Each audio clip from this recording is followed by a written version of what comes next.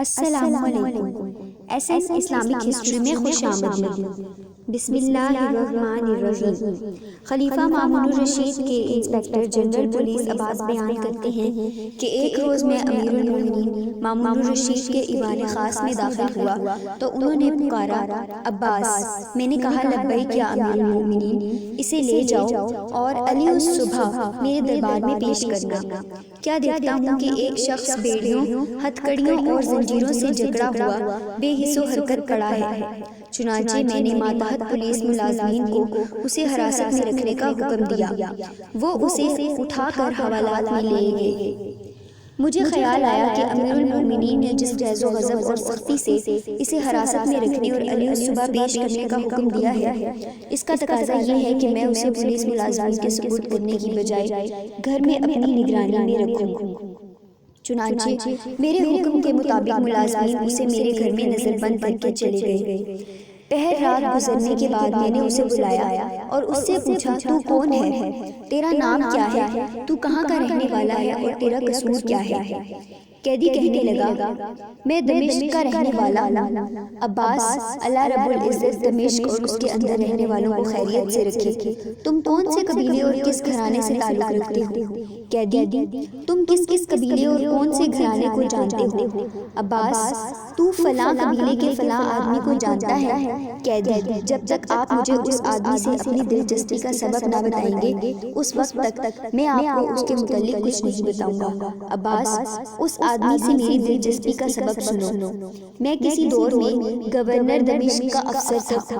وہاں کے لوگوں نے گورنر کے خلاف بغاوت کر دی۔ معاملے کی سنگینی دیکھ کر گورنر دمشق پنجرے میں لٹک کر قلعے سے اترا اور اپنے ساتھیوں سمیت فرار ہونے میں کامیاب ہو گیا۔ ان فرار ہونے والوں میں بھی تھا۔ مجھے پکڑنے کے لیے میرے پیچھے لوگوں کا جتھا مسلسل دوڑ رہا تھا، البتہ میں انتہائی تیز رفتاری سے دوڑتا ہوا ان کی دسترس سے باہر ہو کر ان کی آنکھوں سے اوجھل ہو گیا۔ اس دوران اس آدمی کے گھر کے سامنے سے گزرا تو اس سے درخواست کی، میری مدد فرمائیے، اللہ آپ کی مدد فرمائے گا۔ اس نے مجھے اپنے محل نما مکان میں داخل ہونے کا حکم دیا۔ جب میں اس مکان میں داخل ہوا تو اس کی بیوی نے مجھے فوراً مقصورہ میں داخل ہونے کا اشارہ کیا۔ اس دوران مجھے مکان کے گیٹ پر لوگوں کا شور و غل سنائی دیا جو مالک مکان سے کہہ رہے تھے کہ واللہ وہ شخص تیرے گھر میں داخل ہوا ہے۔ اس نے کہا، تلاشی لے لو۔ چنانچہ لوگ اندر داخل ہو گئے اور انہوں نے مقصورہ کے علاوہ باقی گھر کا کونا کونا چھان مارا۔ پھر وہ آپس میں مشورہ کر کے کہنے لگے کہ وہ اس مقصورہ میں ہوگا۔ تمہارے خوف کے میری ٹانگیں کانپنے اور دل پھڑپھڑانے لگا۔ اس کی بیوی نے، جو کہ میرے پاس کھڑی تھی، جرأت کی اور انہیں سخت سست کہا، جس کی وجہ سے انہیں اندر داخل ہونے کی جرأت نہ ہوئی اور وہ باہر نکل گئے۔ مجھ پر ایسا خوف اور وحشت طاری ہو رہی تھی کہ میری ٹانگیں میرا بوجھ برداشت کرنے سے جواب دے گئی۔ وہ آدمی باہر دروازے پر کھڑا ہو گیا اور اس کی بیوی مجھے حوصلہ دینے لگی، ڈرو نہیں، آرام سے بیٹھ جاؤ، اللہ تعالیٰ نے آپ کو ان کے شر سے محفوظ کر لیا ہے، اب آپ امن و سکون سے رہیں، جس پر میں نے ان کو ڈھیروں دعائیں دی۔ اس کے بعد وہ اللہ کا بندہ مجھ پر مسلسل لطف و کرم اور محبت و مدد کے یادگار موتی برساتا رہا، یہاں تک کہ اس نے میرے اندر سے بیگانگی کا احساس ختم کر دیا۔ اس نے مجھے اپنے محل میں ایک الگ مکان دے دیا، ضروریات زندگی اتنی وافر مقدار میں مہیا کی اور صبح و شام میری ایسی خبر یہ رکھی کہ میں تمام دکھ بھول گیا۔ چنانچہ میں اس کے ہاں زندگی کے بہترین 4 ماہ گزارنے کے بعد ان سے ان لفظوں میں اجازت طلب کی، اب فتنہ دب گیا ہے اور شہر پرسکون ہے، میں اپنے غلاموں کو تلاش کر لوں۔ چنانچہ اس نے واپس آنے کا وعدہ لے کر اجازت دے دی۔ میں شہر گیا اور غلاموں کا پتہ نہ پا کر واپس آ گیا۔ اس دوران میری بے مثال اور انتھک خدمت کرنے کے باوجود اس نے نہ میرا پوچھا، نہ پتہ عہدہ، بلکہ وہ مجھے میری کنیت سے بلاتا رہا۔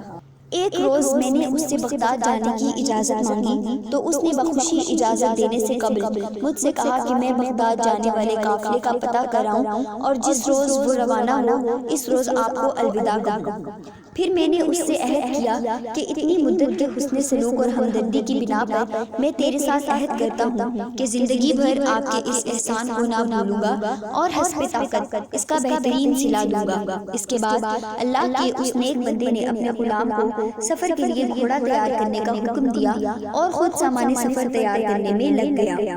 میں نے سمجھا کہ وہ خود کہیں جانے کا پروگرام بنا رہا ہے، لیکن سارے دن کی دوڑ دھوپ کے بعد وہ رات کو بامشکل سویا ہوگا اور علیہ صبح مجھے خبر دی کہ آج قافلہ بغداد روانہ ہونے والا ہے، اٹھو اور تیاری کرو۔ میں نہیں چاہتا کہ آپ اکیلے جائیں۔ اس دن نہ تو میرے پاس سواری تھی نہ زاردہ۔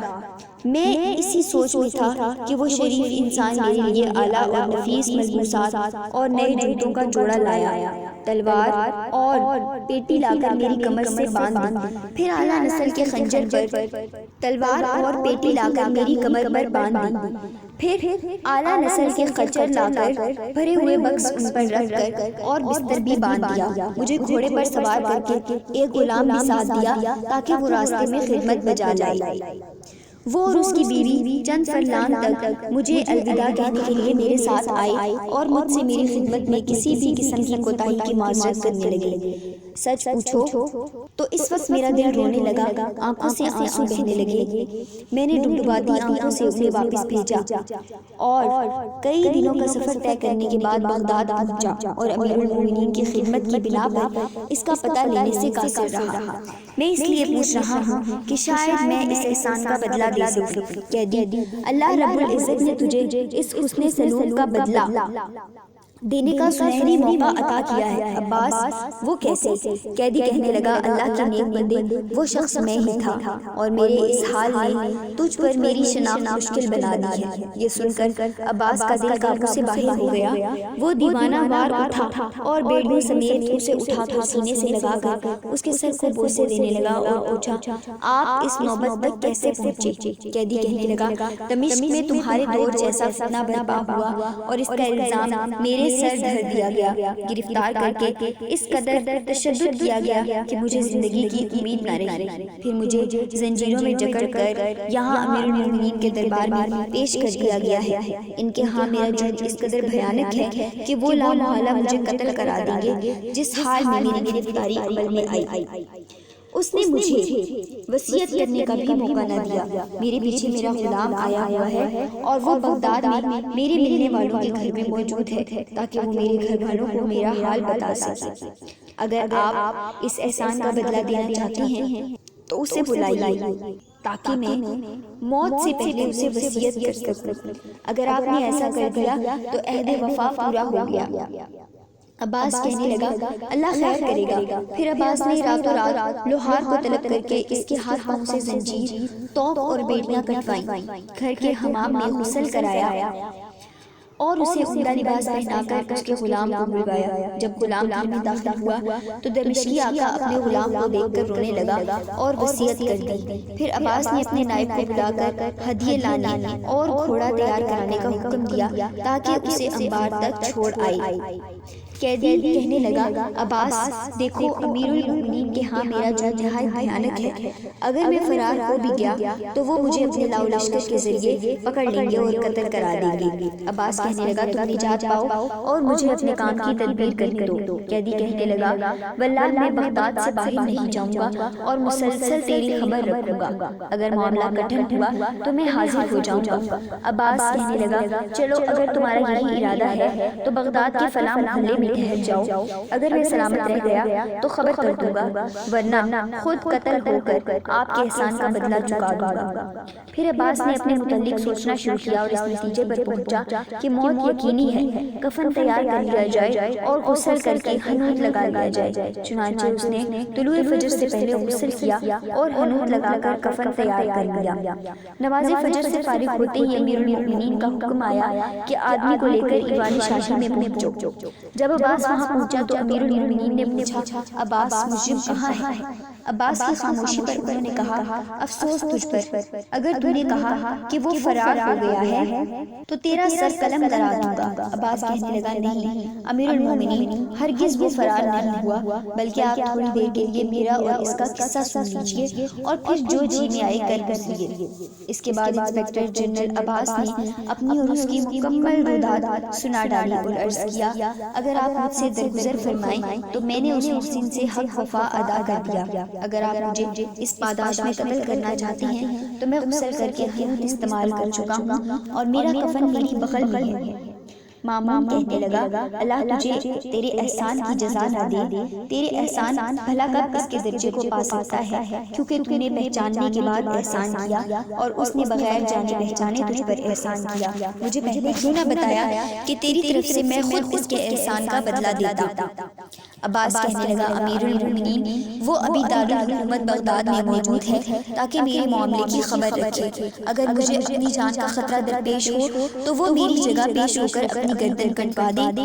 مامون کہنے لگا یہ اس کا تجھ پر دوسرا احسان ہے جو پہلے سے بھی بڑا ہے، جا اور اسے میرے پاس لے آ تاکہ تیرے اوپر ہونے والے احسان کا صلہ میں خود ادا کر دوں۔ چنانچہ عباس اس کے پاس گیا اور خوشخبری سنائی کہ آپ کا خوف دور ہو جانا چاہیے، امیر المؤمنین نے یوں کہہ کر آپ کو طلب کیا ہے۔ اس نے کہا الحمدللہ، شکر ہے اس ذات کا جس کے سوا تنگیوں اور مشکلات کو کوئی دور نہیں کر سکتا، وہی ہم کے لائق ہے۔ پھر وہ سوار ہو کر امیر المؤمنین کے سامنے پیش ہوا تو انہوں نے اپنے پاس بٹھا کر گفتگو کی اور اس کے ساتھ مل کر کھانا کھایا۔ پھر اسے دمشق کی گورنری پر متعین کرنا چاہا، جسے اس نے شکریہ کے ساتھ نامنظور کیا۔ اس کے خلعت فاخرہ دے کر الوداع کیا گیا اور خلیفہ مامون الرشید دمشق کے گورنر اور اس کے حسن سلوک کا حکم دیا۔ اگر آپ کو ویڈیو پسند آئی ہو تو ویڈیو کو لائک کریں اور چینل کو سبسکرائب کر دیں۔